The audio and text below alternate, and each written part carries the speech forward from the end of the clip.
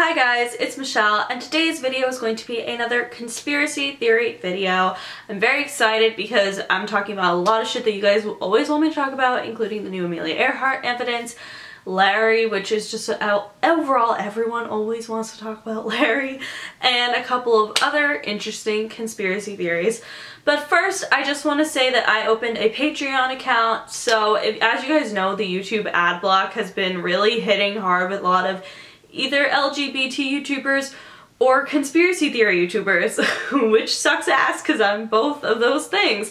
So lately my content has been either getting demonetized or just not a lot of ads have been playing on them, and I don't want to come across like I'm begging because I'm fine. Like, I don't want you guys to think that that I'm like making you do this, because you do not have to at all donate to my Patreon. Like, if you cannot, I completely fucking understand, and I love you just as equally as I love anyone that donates. Like, I love you all the same. But if you want to, there are some really cool rewards. I could call you up on the phone. We could start a Snapchat streak on my like personal Snapchat. We could literally do anything. Also, there's like a way to meet me. Like, there's so much stuff, so you guys can check it out in the description box below. But I don't know, I hate, like, I don't want to like you guys to think that I'm like coming across as being like, give me your fucking money. I don't know, that's just not the case. It's just the fact that I am a full-time YouTuber.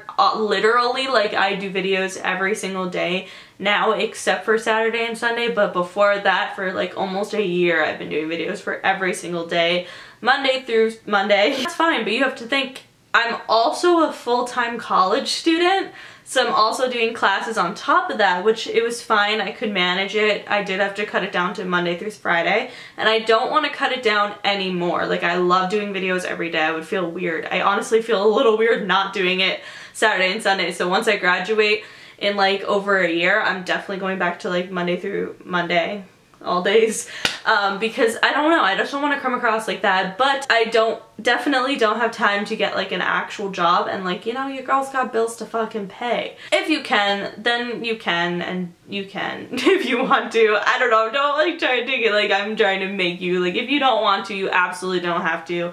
If you do, I love you so much. I love you either way.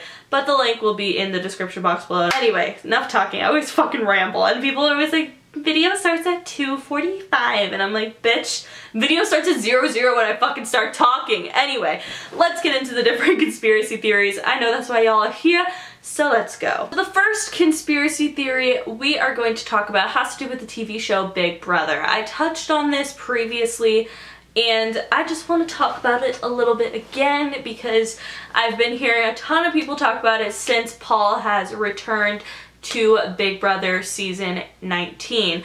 I absolutely love Paul. Do I think he deserved a second chance?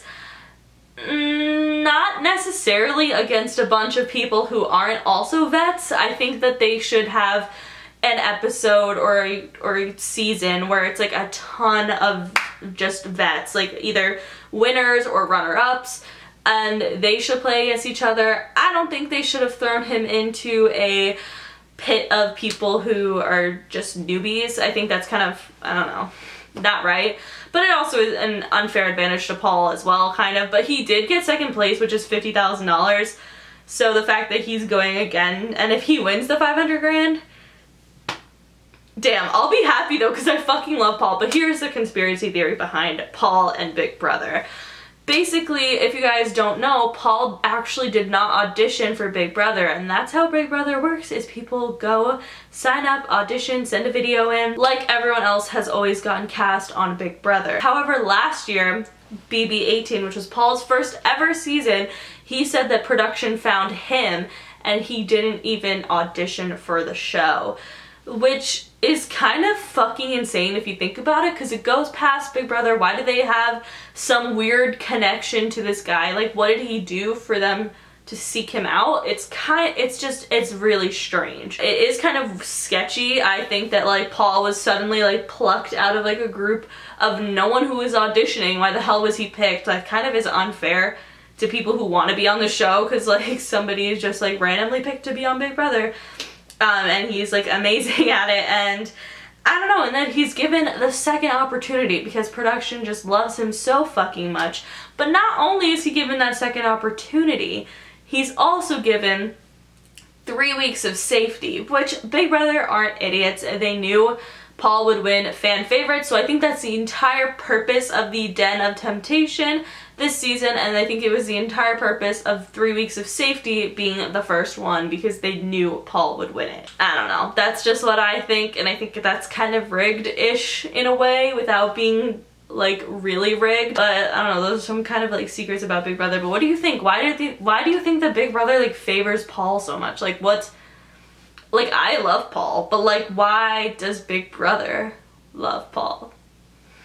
I don't know.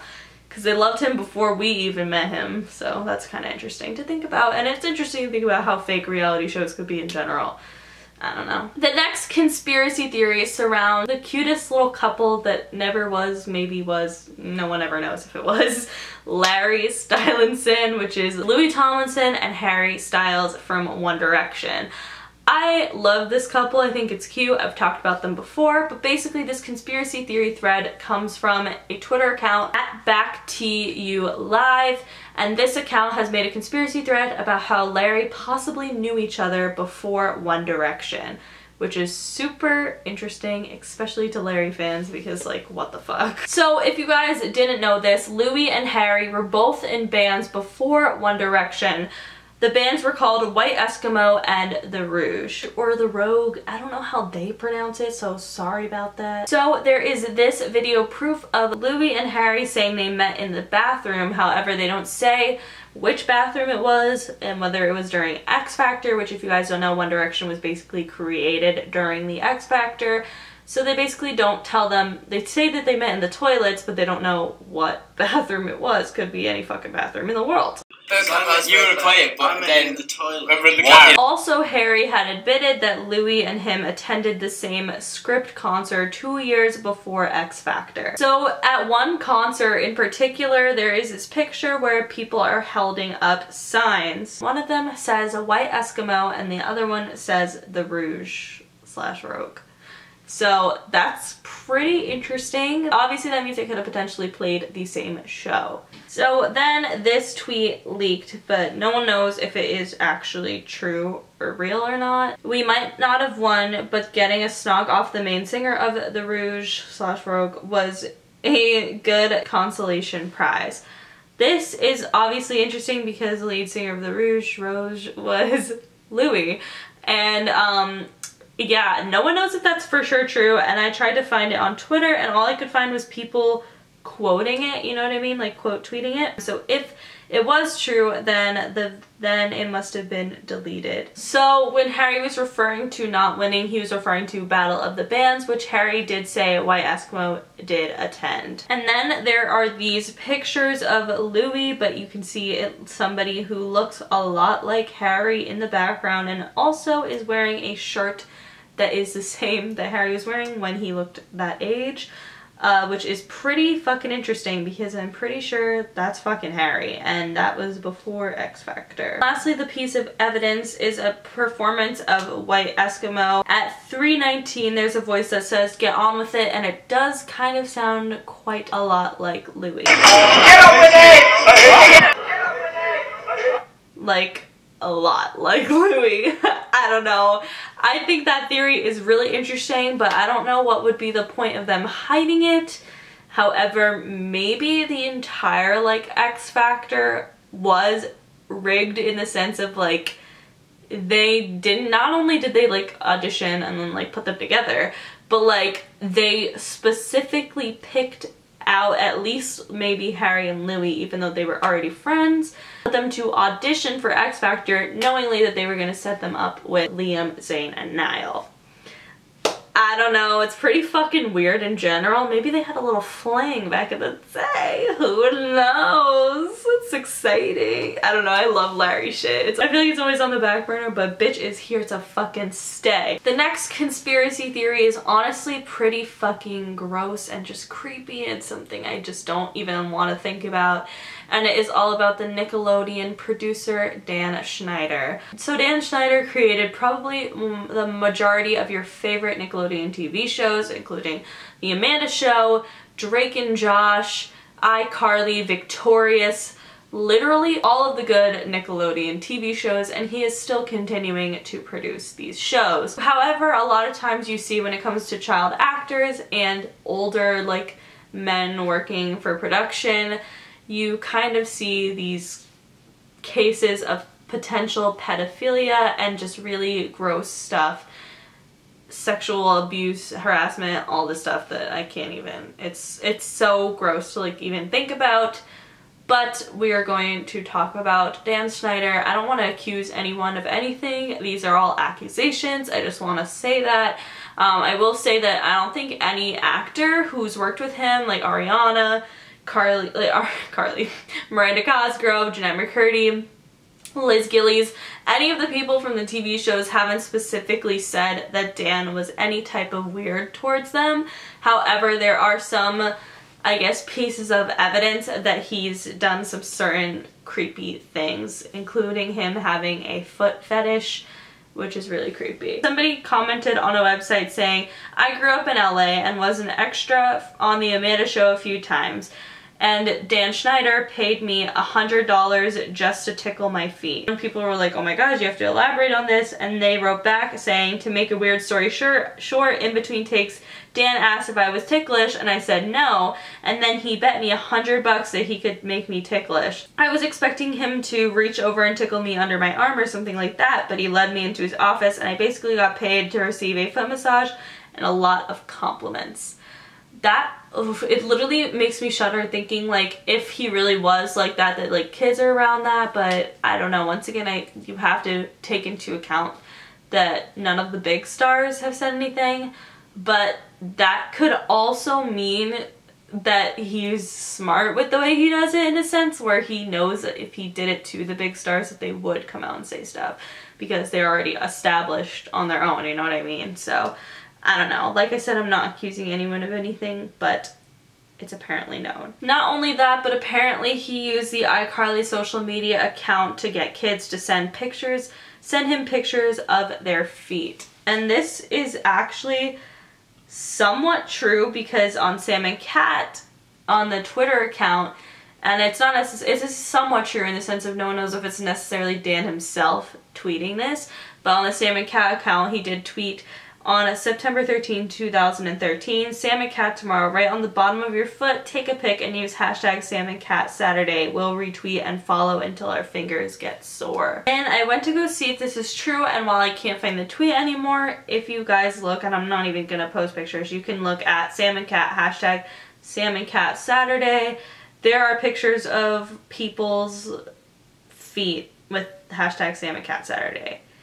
And with the other accusations about him having a foot fetish, I would say that that evidence is quite strange and really uncomfortable. Like, this is just fucking weird, like, in my opinion, because why would you ask for, like, a bunch of kids, teenagers, little kids, however old you can be to have a Twitter account, like 10 or like 11 years old? Why would you ask kids to have put it on their feet, like, just because it's random and, like, ooh, like, I don't know, it's kind of fucking weird. So that's all stuff that's really fucking just creepy. I'm such a big fan of Nickelodeon shows and these shows, and I think he writes good shows. I hope it's not true, but I don't know, the evidence is just kind of freaky. The next conspiracy theory that we're going to talk about is something that you guys have wanted me to talk about since the evidence came out, and it is about Amelia Earhart. I've done an entire conspiracy theory surrounding Amelia Earhart, and in fact, we talked about the conspiracy theory that basically proves is true by this picture. So this picture recently released, and people believe that the person sitting down is Amelia Earhart, and the person standing to her left was her person that she went on her flight journey with, Fred Noonan. So, however, this picture in general has blown the fuck up everywhere, and honestly this video would be way too long if I did everything on like that entire theory. Once again, I've already talked about it, but it's basically that she landed on an island where the Japanese overtook her and eventually executed her. There is a lot of proof to this theory, and there is a lot of proof with old US veterans and also old like people who lived on the island that they believe crash landed onto.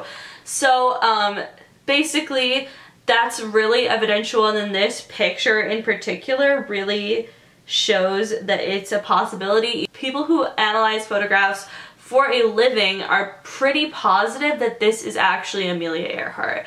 And it's kind of crazy. However, there's a huge hole to this theory, which is basically that this picture appears to have been taken 2 years before Amelia Earhart vanished. But it's only reportedly recorded in 1935. That's all like when it was recorded, but we're not even really necessarily sure that that's true. Like, it could literally have been in 1937, and they specifically said that the picture was published in 1935 just in case it was ever found, that they would be like, oh, it can't be Amelia Earhart because it can't be proof that Amelia Earhart is alive because this picture was taken 2 years before. I don't know, I feel like that makes sense to me, that they actually filed it wrong on purpose. Kendall Rae has a whole fucking video on it, and it's honestly way better than I could ever explain a conspiracy theory. I feel like she had so much evidence and I was literally like quaking, and I'll link it in the description box below because I'm just going to talk briefly on top of hers, so honestly watch hers and then you will understand what I'm saying. But there is something that holds me back from believing this theory at first, but then I realized that maybe it could even further the theory in general. And I talked about it in the previous Amelia Earhart conspiracy theory video that I filmed, and it was in my opinion, the most evidential conspiracy theory. However, with all the fucking evidence that people have seen Amelia Earhart on this island and like watched her get shot and like crazy things, makes me believe that these two theories kind of line up together and really fucks the US over, because it's kind of creepy how much they could be lying to us. So basically the theory goes that Amelia Earhart actually landed on the island of Nicaragua. Sorry, I can't pronounce things at all. She landed on that island because there has been evidence that she was there, as in her favorite freckle cream, which is basically a cream that reduces freckles, because at the time I guess freckles weren't desirable. So a can of her favorite freckle cream was found on this island, which is obviously pretty fucking weird. Like, this island is completely deserted. Why would a freckle cream can be on this island? And also, why would it happen to match her freckle cream that she used as well? It's kind of fucking weird. A plexiglass that is very similar to what was used on Amelia Earhart's plane was also found on this island. Also, something weird is a skeleton was found on the island, and at first the skeleton was identified as a male. Later it was said to be more likely to be a very tall white female, which is obviously something that Amelia Earhart fits. They also found a size 9 cat's paws heel, which is exactly what Amelia Earhart was wearing in the flight pictures. Now, with all this evidence, it doesn't make sense that both of these situations are so evidential. Like, there's so much evidence to the Japanese capturing her, and like probably a little bit more. And then there's so much evidence to this island that's completely random, yet a dead body of a female was found on this island, and her freckled cream jar, and her fucking shoes. Like, that's so weird. Yet, here's what I think. Like we said with the other conspiracy theory of Japan, it is said that the Japanese ended up executing her, or the Americans ended up executing her, and the American government knew about it in general and tried to cover it up.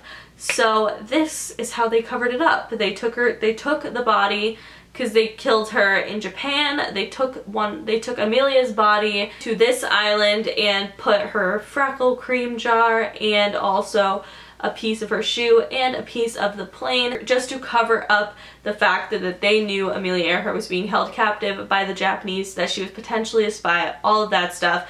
And honestly, that's what makes the most sense to me, is that the US literally tried to cover it up, which is fucking terrifying. I really hope that this whole Amelia Earhart situation wakes people the fuck up. We might have potentially had one of our heroic people be literally killed by the US government, and everyone just thinks that she crashed her plane.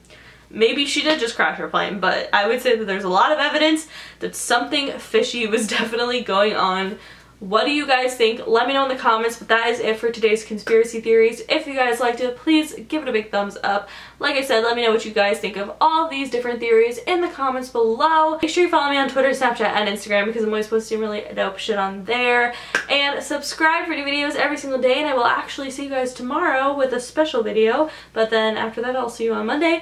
I love you guys so much, and I'll see you all later. Bye!